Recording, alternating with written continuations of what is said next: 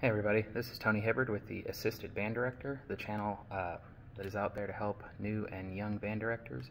And if you are an experienced band director, please share your thoughts and tips and tricks as well in the comment section below. This next one is another clarinet trick, okay?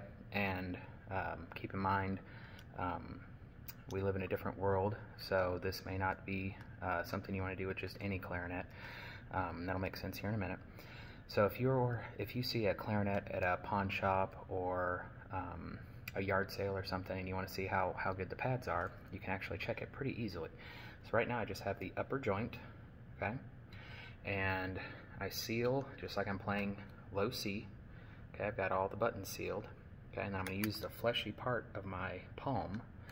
Okay, and I put it all the way up against the bottom, and then I blow into the top. Okay, if no air is escaping, the top half, all the pads are good. Okay? And then for the bottom, the lower joint, okay, got the same fingers down like I'm playing high C, or third space C.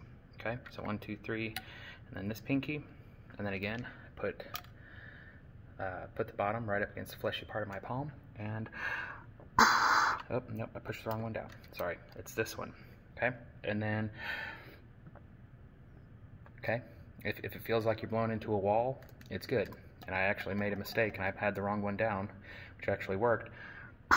If you hear air coming through, that means that something's not sealing right. Okay, and it's just a good way to check leaks on the upper joint and lower joint of a clarinet. If you like videos like this, please let me know, like and subscribe, and we'll see you next time. Thanks.